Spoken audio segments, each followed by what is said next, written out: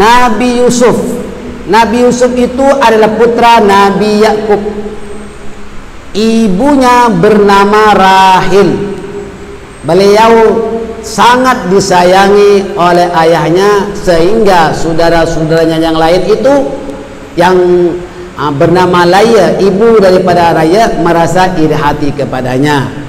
Itu ayatnya sudah selesai tadi baca. Dan Nabi Yusuf tadi dibawa oleh adik-beradik yang lain mak tuh, dibawa ke hutan. Akhirnya dia berbohong kepada ayahnya bahwa Yusuf dimakan serigala, sebetulnya dimasukkan dalam perigi. Singkatnya, Nabi Yusuf tak mati karena diselamatkan oleh peniaga Mesir. Jalan itu ada jalan-jalan menuju ke Mesir. Maka orang peniaga itu menimba air, ternyata Nabi Yusuf ada di dalam. Terperanjat, kok ada orang di dalam. Diselamatkan dan akhirnya dibawa ke Mesir. Dan Yusuf dijual kepada Al-Aziz Mesir, penguasa Mesir waktu itu, Al-Aziz. Istrinya Al-Aziz bernama Zulaiha. Ya, ibu cakap Zulaiha kan, Siti Zulaiha. Sebetulnya bukan Zulaiha. Kalau nak itu kan nama apa?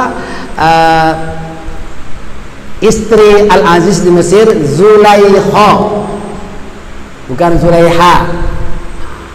Itulah, boleh juga Zulaiha, tak apa, supaya senang diucap. Jadi dijual dan dijadikan sebagai anak angkat oleh Al-Aziz, dipelihara di istana. Akhirnya apa? Tengoklah tuh.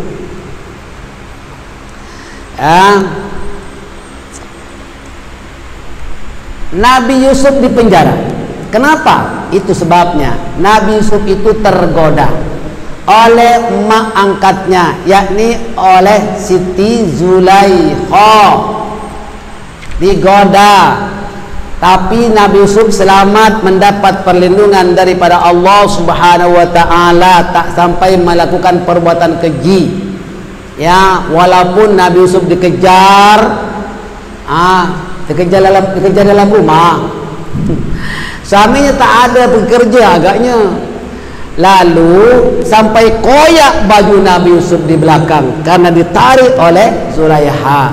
Sekali terserempak dengan suaminya, mengatakan, tengok itu Yusuf, anak angkat kamu ini buat sesuatu yang tak senonoh. Yang buat sebetulnya Zulaiha, bukan Yusuf.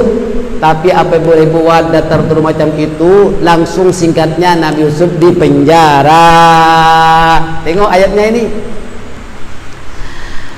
Ada seorang anak dari keluarga Zulaiha menjadi saksi dan berkata, jika baju Yusuf koyak dari depan, maka Zulaiha yang benar, Yusuf pula termasuk orang-orang yang pendusta. Tetapi jika baju Yusuf koyak dari belakang, Zulaiha yang curang. Ternyata setelah dicek, baju Yusuf yang koyak dari belakang. Bu, dengar baik-baik ya. Bermakna Yusuf tak salah, tapi oleh karena begitu keadaannya, pahamlah, Yusuf walaupun tak salah, tetap dipenjara. Makanya itu menjadi iktibar. Dan itu di antaranya kisah yang diterangkan dalam surah Yusuf ayat ke-26 hingga ayat 27. Tetapi akhirnya Yusuf dipenjara juga.